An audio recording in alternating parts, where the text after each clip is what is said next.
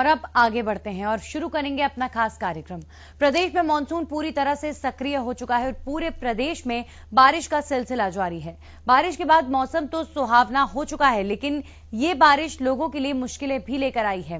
बारिश के बाद कई जगहों पर जलभराव होना अब आम बात हो चुकी है। भले ही मानसून से पहले प्रशासन की ओर से जल निकासी के बड़े बड़े दावे किए गए थे, लेकिन मानसून आने के बाद, बरसात होने के बाद प्रशासन के सभी दावे बारिश के पानी में धूलते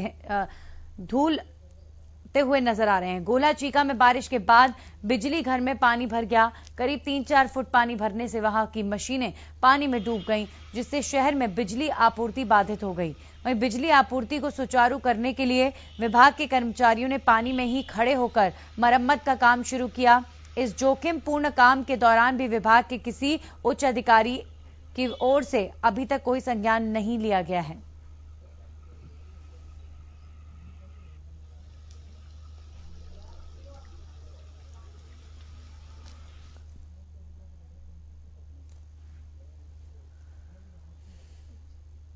तो लगातार हो रही बारिश के बाद जल भराव की स्थिति तमाम शहरों में, गोला चीका में क्या स्थिति है बता रहे हैं हमारे सहयोगी हर्ष गर्ग।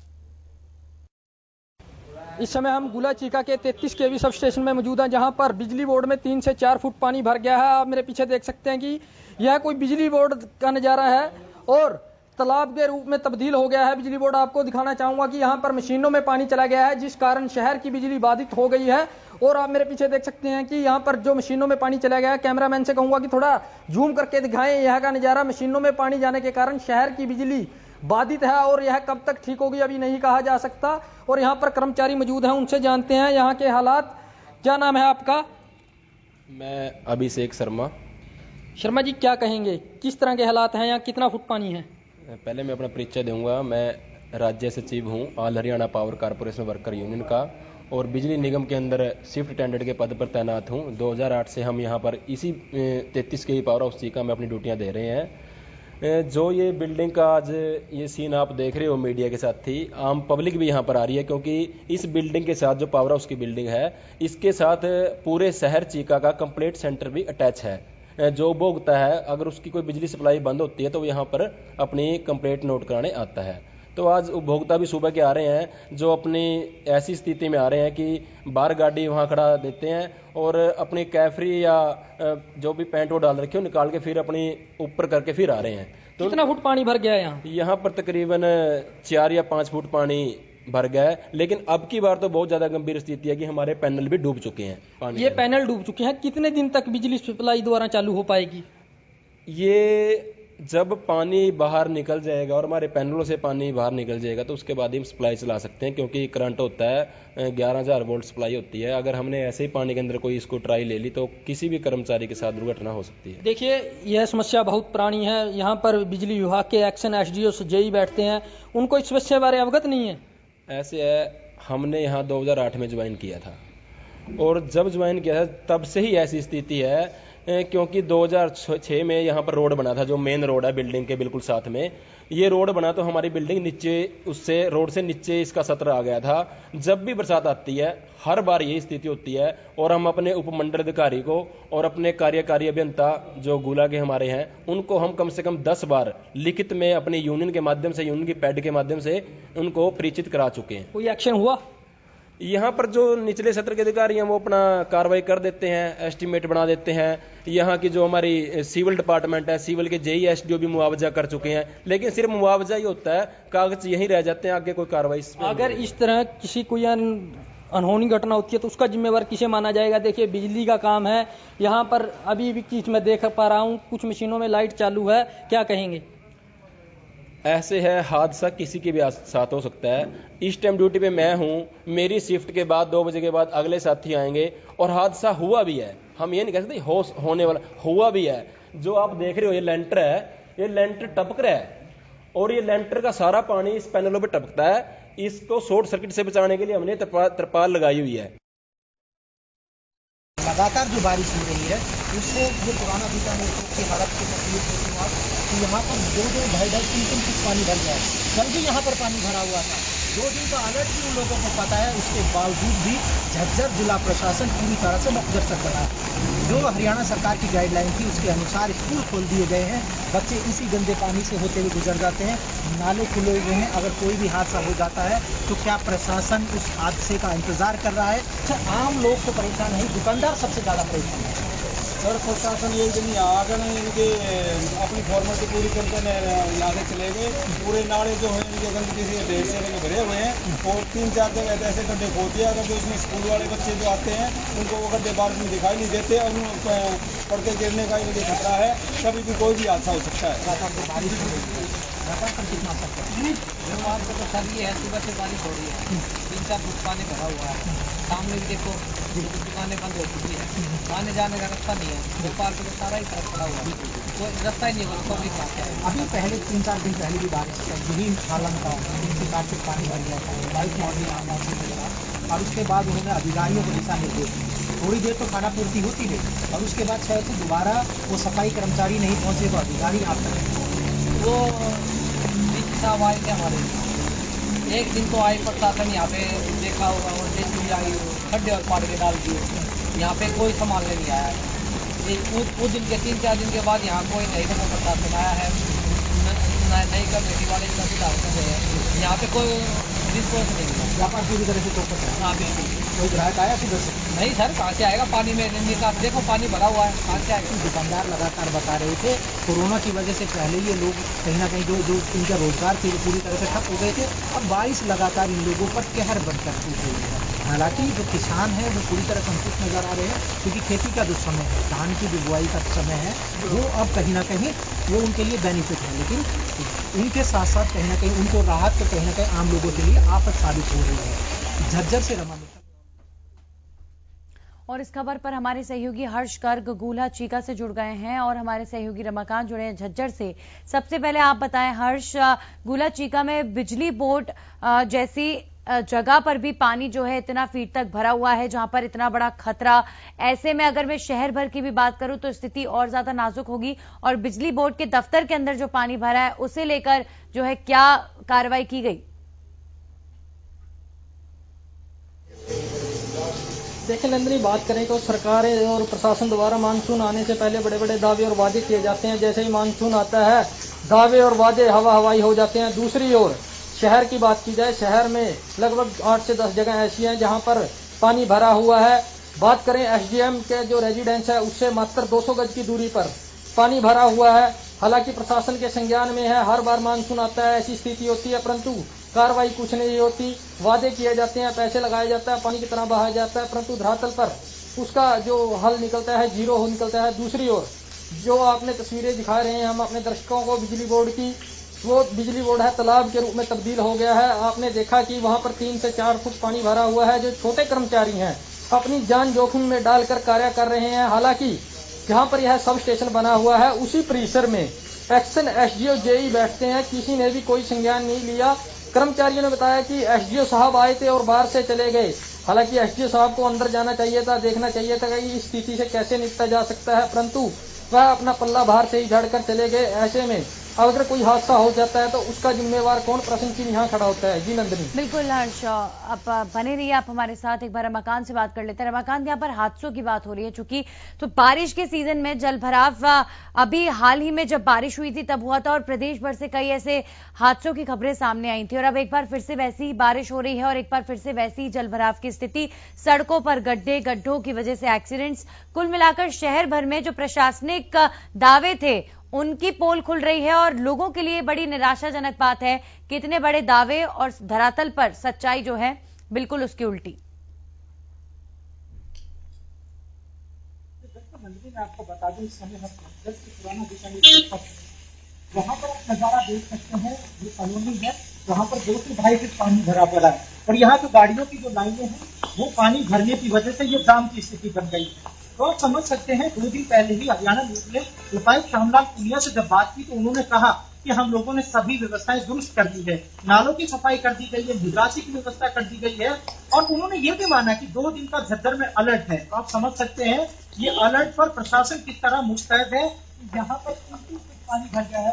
सुबह जब हमारी दुकानदारों से बात हुई तो उन्होंने साफ तौर पर कहा कि सुबह से लगातार इंद्रदेव बारिश कर रहे हैं और लगातार यहाँ पर मेन सड़कों पर 2-2 ढाई फीट पानी भर गया। हालांकि अब झज्जर में थोड़ी बूंदाबांदी कम हुई है, उसकी वजह से थोड़े पर पानी निकल गया और जैसी खबरें चलती है तो प्रशासनिक अधिकारियों की जो नींद है वो जागती है नंदिनी, और वो तुरंत से अपने जो कर्मचारी उनको लाते हैं वो सफाई करवा देते हैं। लेकिन ये सिलसिला आज ही जारी रहेगा।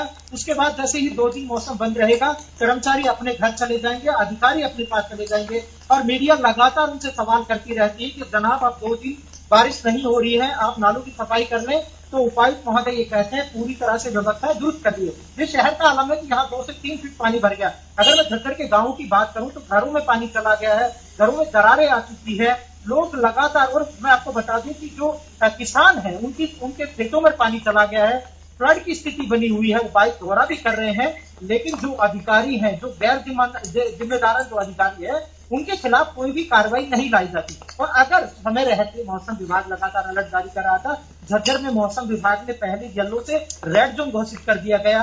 6 जिले जो झज्जर में किए गए थे उसमें झज्जर जिला प्रमुख था और उसके बावजूद भी झज्जर जिला प्रशासन पूरी तरह से मुक्त दस्तक बना रहा।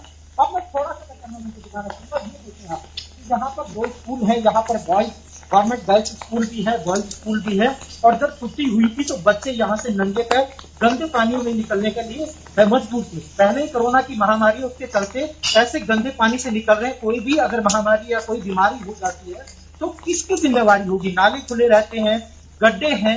तो यहाँ पर भी मैं आपको बता दूं, यहाँ पर पानी में थोड़े से गड्ढे थे, वहां पर 2 से 3 बाइक सवार गिर गए। हालांकि ये गनीमत ये रही कि उनको ज्यादा चोटें नहीं आई, लेकिन आप समझ सकते हैं अगर और ज्यादा बड़ा गड्ढा होता और कोई भी स्थिति और भी भयानक हो सकती थी। तो प्रशासन को समय रहते जागरूकता लानी होगी, समय रहते अपने जो बंदोबस्त है वो पुख्ता करने होंगे, नहीं तो इसी तरह की जो दृश्य हमेशा हर बारिश में हमें देखने को मिलती है।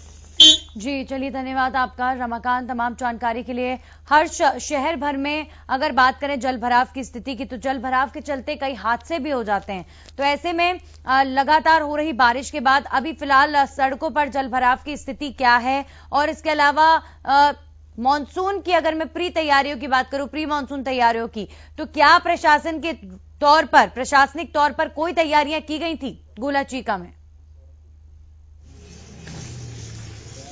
देखिए नंदिनी, मैं आपको बता दूं कि गोला चीका क्षेत्र पंजाब हरियाणा से टच है और यहाँ पर एक घग्गर पड़ता है, जहाँ पर लगभग हर साल जो है बाढ़ आती है। बाढ़ग्रस्त एरिया है, वहाँ पर जो उच्च अधिकारियां प्रशासन के डीसी हैं वहाँ पर मुआयना करते हैं और चले जाते हैं। हालांकि वहाँ की स्थिति तो फिलहाल ठीक है। अगर बात की जाए बाजारों की दुकानों में पानी चला गया है। हालांकि जो स्थानीय लोग हैं वह प्रशासन से मांग कर चुके हैं कि इसके कोई स्थायी समाधान निकाला जाए। हालांकि रिचार्ज बोर करवाने की मांग भी की गई है। प्रशासन द्वारा इसके लिए स्थान भी चिन्हित किए गए थे पिछली दफा, लेकिन उस पर कोई कार्रवाई नहीं हुई। स्थिति ज्यों की त्यों है। लोगों का कहना है कि प्रशासन द्वारा दावे और वादे किए जाते हैं, परंतु धरातल पर उन दावों की सच्चाई आज देख सकते हैं। हालांकि जो मेन मार्ग हैं, मुख्य मार्ग हैं, उन पर 2 से 3 फीट पानी जमा है। और मैं आपको जैसे कि पहले बता चुका हूं, एसडीएम जो रेजिडेंसी है उससे मात्र 200 गज दूरी पर जो 3 से 4 फुट पानी भरा है और दुकानों में पानी चला गया है, परंतु प्रशासन द्वारा अभी कोई गौर नहीं है।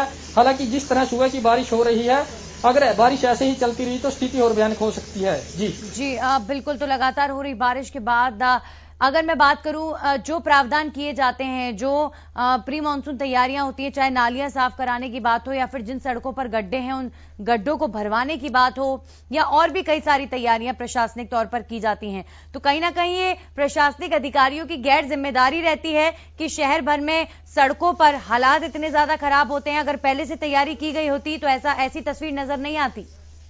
हर्ष, लेकिन नंदिनी, बात करें जिस तरह सरकार और प्रशासन करोड़ों रुपए इन पर खर्च करता है और दावे करता है कि स्थिति में सुधार है। सरकार को ही पता है, प्रशासन को ही पता है कि मानसून आएगा, बरसात आएगी, उसके लिए तैयारियां के दावे किए जाते हैं, परंतु करोड़ों रुपए बहा दिए जाते हैं। स्थिति ज्यों की त्यों रहती है, अधिकारियों के संज्ञान में होता है, परंतु अधिकारी टस से मस नहीं होते। सरकार की जो नीतियां हैं उन पर पलीता लगा रहे हैं। अगर बात की जाए तो बिजली बोर्ड की आपने तस्वीरों के माध्यम से देखा कि वहां पर जो स्थिति है, एक ही परिसर में जब बड़े अधिकारी बैठते हैं परंतु उस पर किसी तरह का कोई संज्ञान नहीं हुआ। बिल्डिंग ऐसे ही 50 साल से ज्यों की त्यों है। हालांकि पीछे एक हादसा हो गया था, जिस तरह वहां के कर्मचारी ने बताया कि लेंटर गिरने से कर्मचारी को चोट लगी थी, परंतु हादसों के बाद भी अधिकारी नहीं जानते, तो ऐसे में वो क्या कर पाएंगे धरातल पर।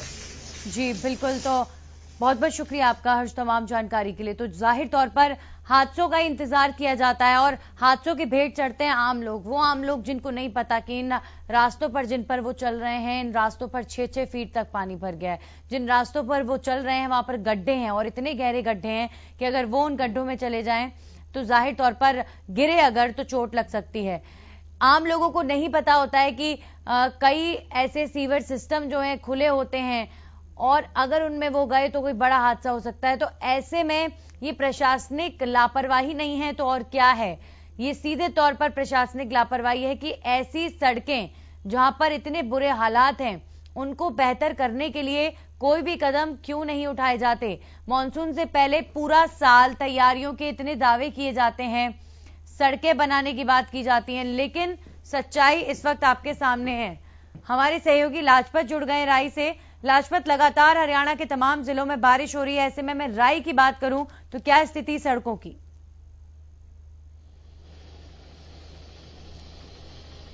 जी बिल्कुल नंदिनी, ये लाइव तस्वीरें हैं। इस वक्त हम जो राई औद्योगिक क्षेत्र है, काफी बड़ा फैक्ट्री एरिया है और लगातार आप देख सकते हैं ये तस्वीरें बयान करती हैं कि सरकार का करोड़ों रुपए कैसे वेस्ट होता है और कहीं ना कहीं सरकारी कर्मचारियों की मिली भगत से अभी ये करोड़ों रुपए की लागत से ये रोड बनाया गया था। आप इस रोड के हालात देख सकते हैं, जो बारिश है इसमें कितना पानी भरा है और ये रोड जो है वो बिल्कुल टूटकर तबाह हो जाएगा। और अभी इस रोड को बनाया गया था, ये तस्वीरें बयान करती है कि इस गाड़ी को देख सकते हैं कि कितना पानी इस रोड पर है और करोड़ों रुपए लगाने के बावजूद ये हालात रोड के हैं। और कहीं ना कहीं ठेकेदारों के साथ मिली भगत कर इसमें देखना ये होगा कि लगातार जो है सीवरेज व्यवस्था है लेकिन खाना पूर्ति के लिए है, लेकिन यहाँ पर कहीं ना कहीं सरकारी कर्मचारियों के साथ मिली भगत कर ठेकेदार यहाँ पर लापरवाही करते हुए नजर आते हैं। ये फैक्ट्री एरिया है, काफी बड़ा फैक्ट्री एरिया होने के बावजूद ये तस्वीरें बयान करती हैं। आपको फिर से दिखा दूं कि ये फैक्ट्री एरिया का मुख्य रास्ता है जहां से ये गाड़ियां गुजरती है, जहां से लेबर गुजरती है, जहां काफी बड़ा एरिया है, औद्योगिक फैक्ट्री एरिया है। बातचीत कर लेते हैं जो यात्री हैं, जहां से यहाँ से गुजरने में इनको किस तरह की किल्लत आती है और क्या हालात बने हुए हैं। करोड़ों रुपए लगाने के बावजूद आप देख रहे हैं रोडों का हालात कितना गंभीर बने हुए हैं। क्या हालात है भाई साहब यहाँ पे?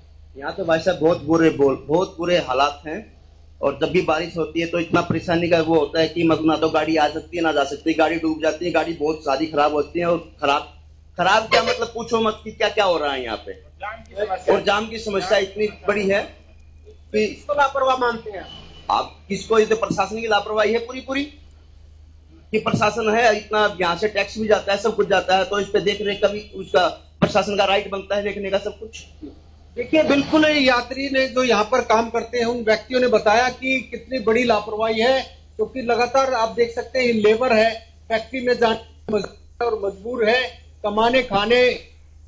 चलिए बहुत बहुत शुक्रिया लाजपत आपका तमाम जानकारी के लिए। हमारे सहयोगी गगन जुड़ गए हैं पेहोवा से।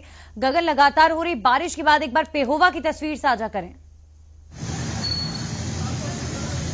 जी बिल्कुल, देखिए नंदिनी आप देख सकते हैं कि हम पेहोवा की सब्जी मंडी में मौजूद है। आप देख सकते हैं किस तरह से पानी है पूर्ण रूप से भर चुका है। देख सकते हैं कि जो प्रशासन के दावे किए जा रहे थे कि जो मानसून आने वाला है उसकी पूर्ण रूप से तैयारी की गई है, लेकिन देखा जाए तो प्रशासन की पोल खोलते हुए नजर आप देख सकते हैं कि किस तरह से पानी भर चुका है।